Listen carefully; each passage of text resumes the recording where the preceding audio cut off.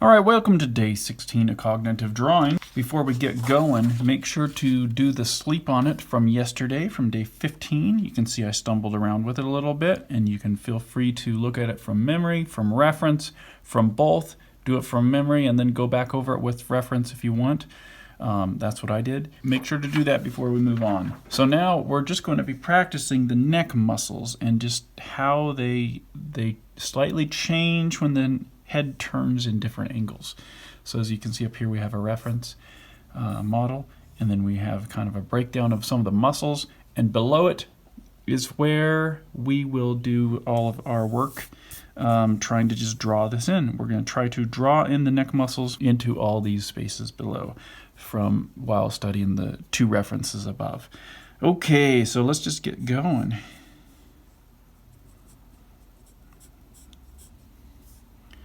This neck kind of bulges up here, as you can see. I put these arrows to indicate what pushes up and down, but as it turns, this muscle pushes up. We got this muscle that connects right under the ear and comes down. If we kind of draw a line like this, we can kind of get an idea of where this collarbone is.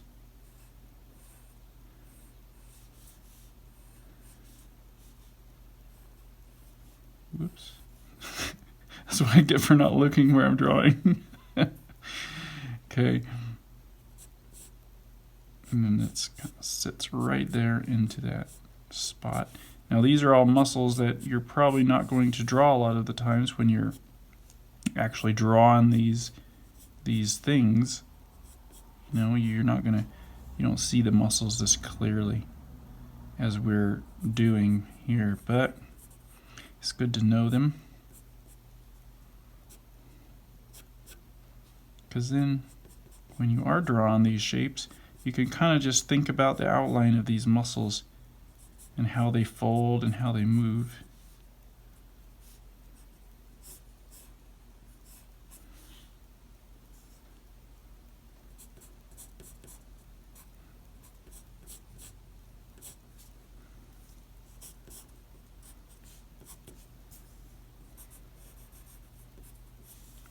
So there we go.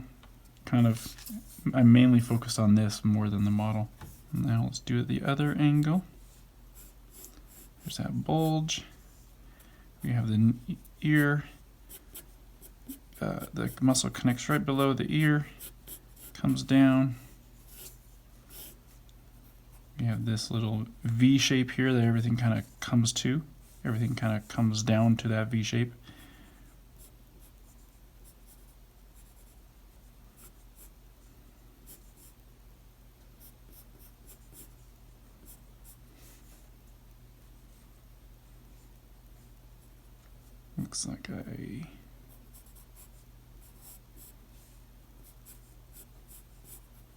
Looks like I'll have to do some erasing to get this just right.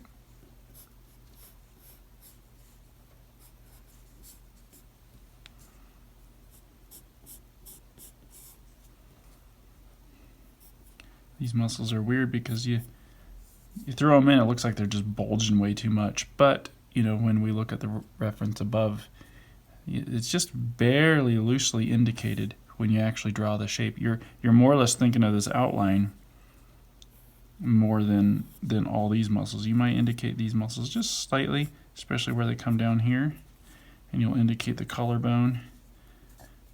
But you're not going to be drawing all this stuff in, other than maybe the Adam's apple, you know, maybe this line. So let's keep going. Now he's tilting his head up, so it's a little different way of thinking about it.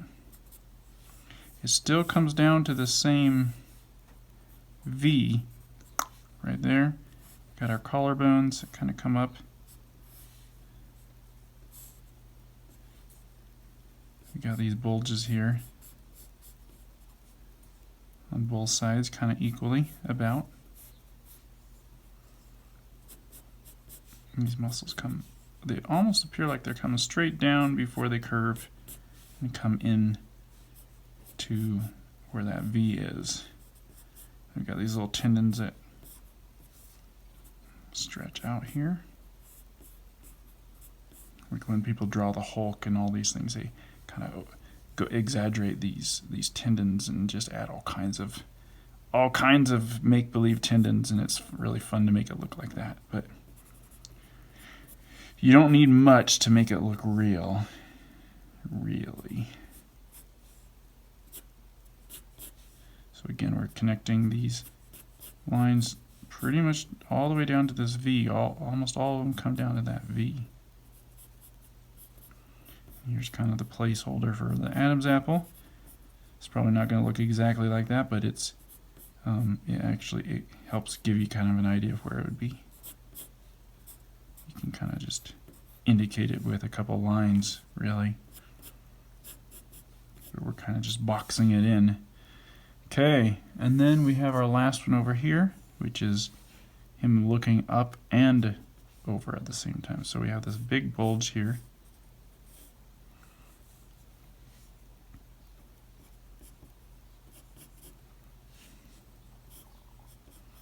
We'll indicate that little box where the Adam's apple will go.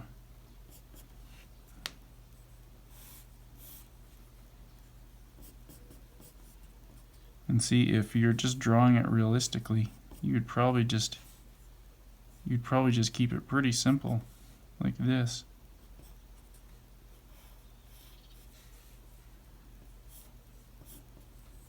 Then have some of these lines come down.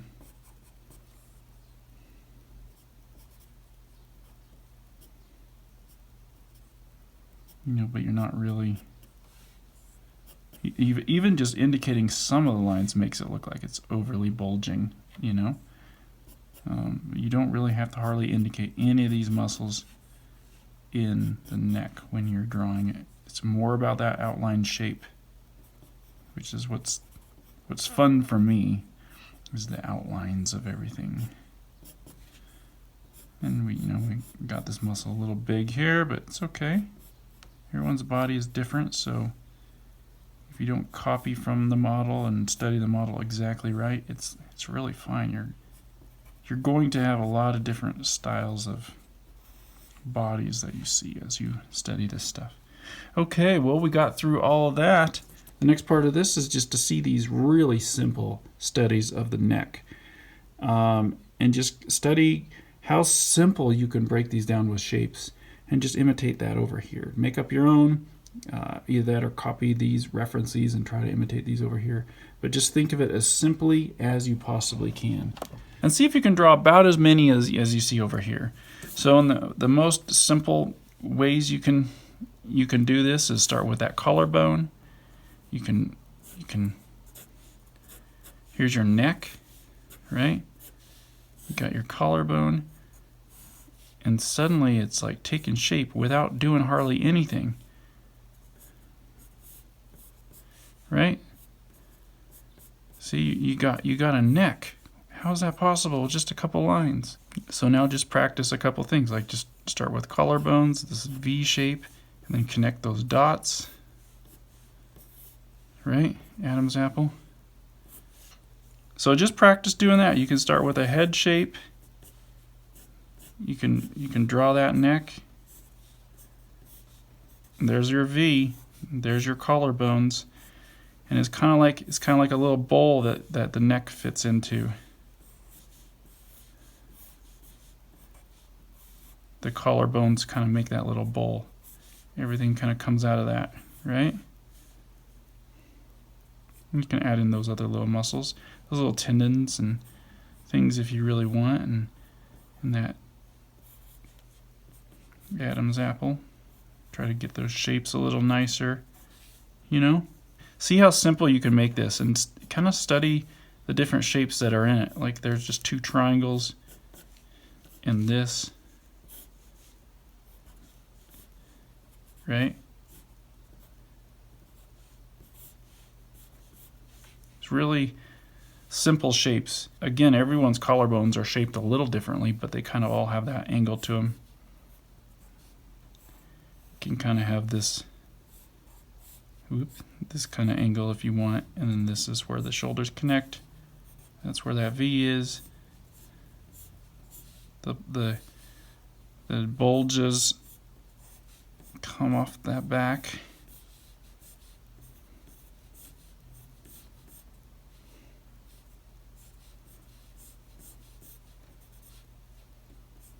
Right? Simple shapes. Let's just do it as simply as we can. And you can see that it still works. Here's your rib cage.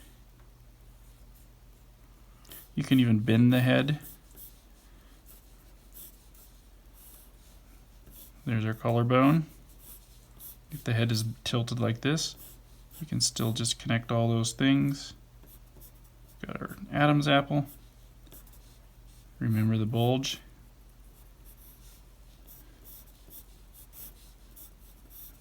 And it kind of flattens out on the other side. Everything comes to that one point. Simple, simple, simple.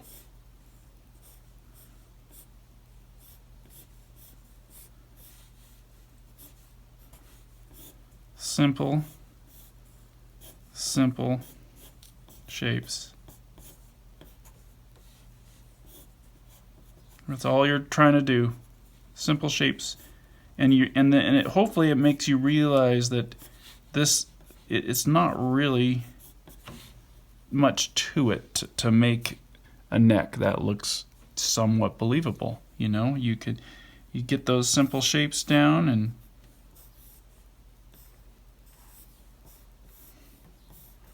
you can get them really crazy. You know, you can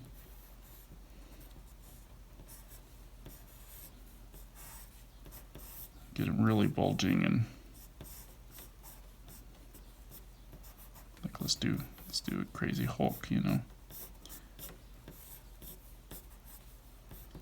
Muscle Man.